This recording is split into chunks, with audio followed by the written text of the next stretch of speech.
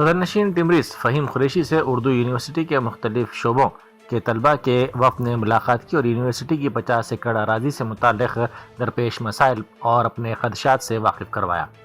طلباء کی شکایت کی سماعت کے بعد انہیں یقین دلایا گیا کہ یونیورسٹی کی اراضی سے متعلق اس مسئلے پر سنجیدگی سے غور کیا جائے گا اور اسے جلد از جلد حل کرنے کی کوشش کی جائے گی۔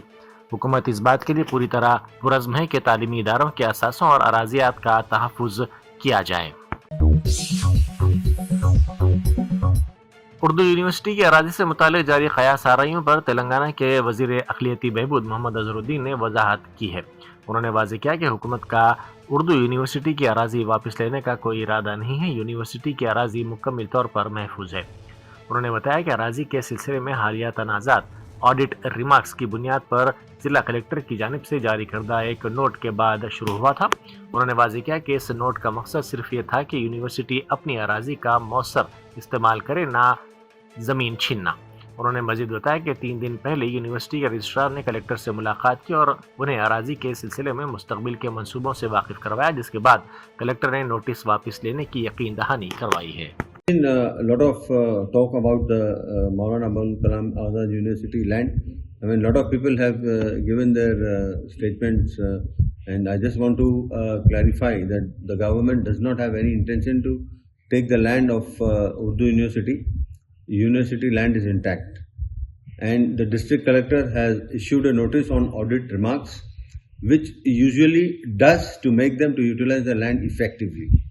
After notice 3 days back, University Registrar spoke to the collector and explained about future plans, and accordingly, the collector assured to drop the notice to that effect. Collector gave a press note too, even it came in the press as well. Government does not have any intention to take back the land. It's very, very clear.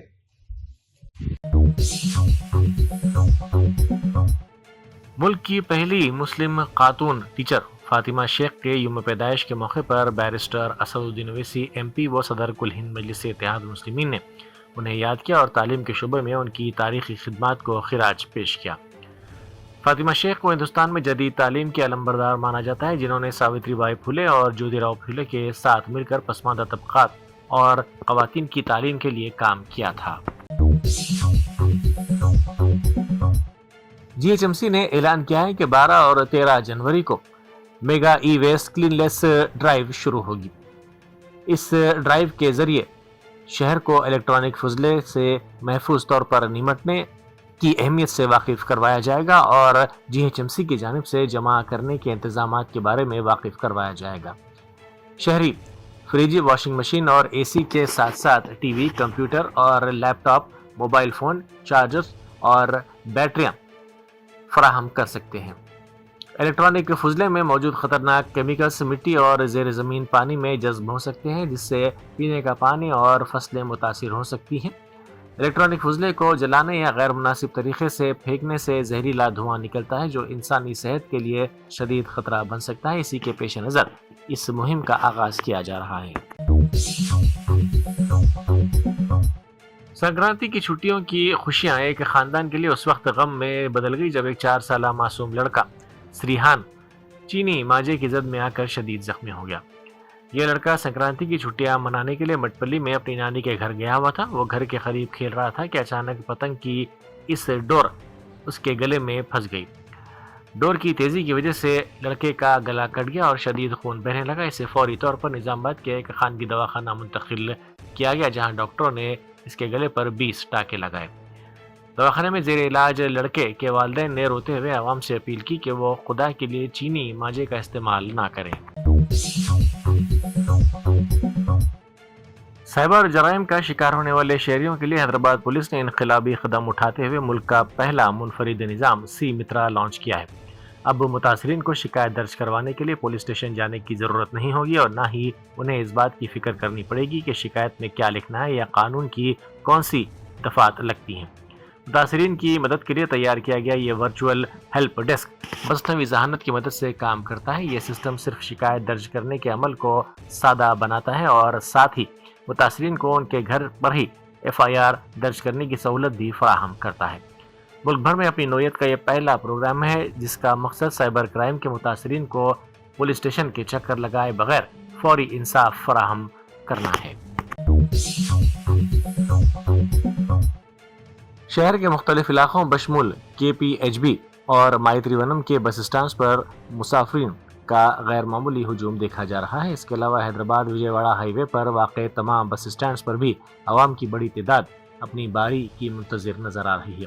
Sankranti کا تہوار اپنے آبائی مقامات پر منانے کے لیے ہزاروں لوگ تلنگانہ سے آندھرا پردیش منتقل ہو رہے ہیں، جس کی وجہ سے بس اسٹینڈز اور شاہراہوں پر تل دھرنے کے لیے جگہ نہیں ہے۔ ایران سے موصول ہونے والی تشویشناک اطلاعات کے مطابق دارالحکومت تہران میں احتجاجی لہر نے پرتشدد رخ اختیار کر لیا ہے۔ غیر مصدقہ اطلاعات میں دعویٰ کیا گیا ہے کہ تہران میں اب تک 217 مظاہرین گولیوں کا نشانہ بن کر ہلاک ہو چکے ہیں۔ عوامی برہمی کی شدت کا اندازہ اس بات سے لگایا جا سکتا ہے کہ مشتعل مظاہرین نے تہران کی الرسول مسجد کو آگ لگا دی۔ یہ وہی مقام ہے جہاں ایران کے سپریم لیڈر علی خامنہ ای نے گزشتہ نماز جمعہ کی امامت کی تھی۔ مظاہرین کی جانب سے اس مقدس مقام کو نشانہ بنانا موجودہ اسلامی نظام کے خلاف کھلی بغاوت اور شدید نفرت کی علامت قرار دیا جا رہا ہے۔ AICC کی ہدایت پر آج منریگا بچاؤ پروگرام منعقد کیا گیا۔ اس احتجاجی پروگرام کی قیادت تلنگانہ PCC کے صدر مہیش کمار گوڈ نے کی۔ اس موقع پر مرکزی حکومت کے خلاف نعرے بازی کی گئی۔ کانگریس کے کارکنوں اور قائدین کی بڑی تعداد نے اس پروگرام میں حصہ لیا۔ مظاہرین نے مرکزی حکومت کی پالیسیوں کو غریب دشمن قرار دیا۔ حیدرآباد کی تمام سیاسی جماعتوں کے کارپوریٹرز پر مشتمل ایک وفد نے احمد آباد کے مشہور سابرمتی ریور فرنٹ کا دورہ کیا۔ اس دورے کا مقصد وزیر اعلیٰ ریونت ریڈی کے موسیٰ ندی کو عالمی سطح پر ریور فرنٹ میں بدلنے کے پرجوش منصوبے کے لیے علمی بصارت حاصل کرنا تھا۔ وفد نے دیکھا کہ کس طرح 11 کلومیٹر طویل پٹی پر زمین حاصل کر کے وہاں خوبصورت پارکس، باغات اور تفریحی مقامات بنائے گئے ہیں۔ گندے پانی کو ندی میں گرنے سے روکنے اور پانی کو صاف رکھنے کے جدید نظام کا مطالعہ بھی کیا گیا۔ ایران میں جاری احتجاجی لہر کے درمیان سابق ایرانی ولی عہد رضا پہلوی نے ایرانی عوام کے نام ایک اہم پیغام جاری کیا ہے، جس میں انہوں نے مظاہرین کی ہمت کی ستائش کرتے ہوئے تحریک کو اگلے مرحلے میں داخل کرنے کی ہدایت دی ہے۔ رضا پہلوی نے کہا کہ جمعے کی شام ایران کی سڑکوں پر عوام کی بھرپور موجودگی نے عالمی سطح پر تحسین حاصل کی ہے اور یہ جمہوریہ اسلامی کے ظالم رہنما کے لیے ایک منہ توڑ جواب ہے۔ انہوں نے دعویٰ کیا کہ ان مناظر نے حکومت کو خوفزدہ کر دیا ہے۔ BJP کے رکن پارلیمنٹ اروند دھرمپوری نے ایک بار پھر نظام آباد کا نام تبدیل کر کے اندور رکھنے کا مطالبہ کیا ہے۔ انہوں نے واضح کیا کہ آئندہ بلدیہ کے انتخابات کے بعد نام کی تبدیلی کے عمل کو تیزی سے آگے بڑھایا جائے گا۔ اروند دھرمپوری نے کہا کہ لوگوں کو اب اندور نام کی عادت ڈال لینی چاہیے کیونکہ یہی اس شہر کی اصل شناخت ہے۔ انہوں نے مزید کہا کہ اگرچہ پہلے یہ تجویز رہ گئی تھی لیکن اس بار کارپوریشن سے ایک باقاعدہ قرارداد منظور کی جائے گی اور اسے منظوری کے لیے حکومت کو بھیجا جائے گا۔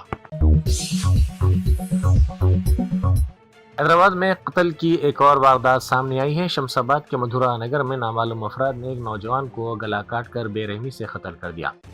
یہ واقعہ سرعام مصروف سڑک پر پیش آیا جہاں لوگوں کی آمد و رفت جاری رہتی ہے۔ مقامی افراد نے سڑک پر خون میں لت پت ناش دیکھ کر فوری طور پر پولیس کو اطلاع دی۔ پولیس نے وہاں پہنچ کر ناش کو قبضے میں لے لیا اور کلوز ٹیم کی مدد سے شواہد اکٹھا کرتے ہوئے تحقیقات کا آغاز کر دیا۔ پولیس نے امبرپیٹ پولیس اسٹیشن میں تعینات SI بھانو پرکاش ریڈی کو گرفتار کر لیا۔ ان پر برآمد شدہ مال میں ہیرا پھیری اور اسے اپنے ذاتی استعمال کے لیے قرض چکانے کے لیے استعمال کرنے کا سنگین الزام ہے۔ تحقیقات کے مطابق بھانو پرکاش ریڈی کو بیٹنگ ایپس کی لت لگ گئی تھی جس کے نتیجے میں وہ بھاری قرض تلے دب گیا تھا۔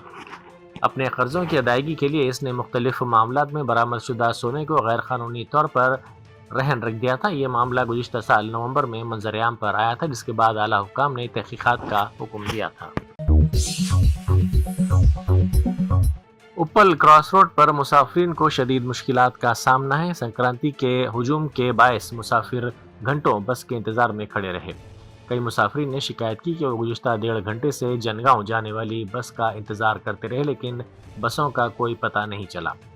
مسافرین نے RTC حکام کے خلاف سخت ناراضگی کا اظہار کیا. ان کا کہنا ہے کہ تہوار کے نام پر ٹکٹ کی قیمت میں 50 روپے تک کا اضافہ کر دیا گیا، لیکن اس کے باوجود بسیں وقت پر دستیاب نہیں ہیں. صدر امریکہ ڈونلڈ ٹرمپ نے ایک بار پھر دعویٰ کیا ہے کہ وہ اب تک 8 جنگیں رکوا چکے ہیں اور اسی بنا پر وہ نوبل انعام کے حقدار ہیں. ٹرمپ نے انکشاف کیا کہ انہوں نے ہندوستان اور پاکستان کے درمیان ایک ممکنہ ایٹمی جنگ کو روکا. انہوں نے تذکرہ کیا کہ اس تنازع کے دوران 8 لڑاکو طیارہ مار گرائے گئے تھے، لیکن ان کی مداخلت نے حالات کو مزید بگڑنے سے بچا لیا. ٹرمپ نے یاد دلایا کہ پاکستان کے وزیر اعظم نے خود اس بات کا اعتراف کیا تھا کہ ٹرمپ کی ثالثی کی وجہ سے 1 کروڑ افراد کی جانیں بچی ہیں. If she gives you her Nobel Peace Prize, will that change your view about her running that country?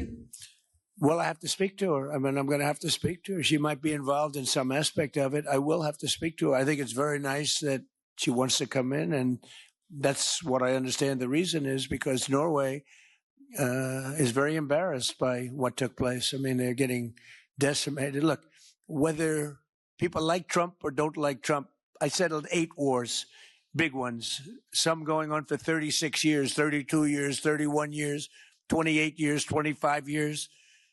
Some just getting ready to start, like India and Pakistan, where already 8 jets were shot out of the air. And I got it done in rapid order without nuclear weapons. I can't think of anybody in history that should get the Nobel Prize more than me, and I don't want to.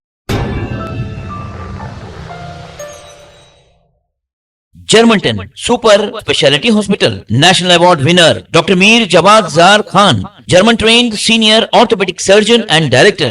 Mahir doctors Dr. Wasif Azam اور Dr. Bharvi Chunduri, senior cardiologist اور دیگر doctors نمایاں خدمات انجام دے رہے ہیں. Robotic surgery, advance cath lab, MRI، operation theatre, ICU، 2D ultrasound جیسی سہولیات سے آراستہ کارپوریٹ لیول ہاسپٹل. واجبی فیس میں ہر مرض سے شفا یابی کے لیے جرمنٹن سپر اسپیشلٹی ہاسپٹل، عطاپور.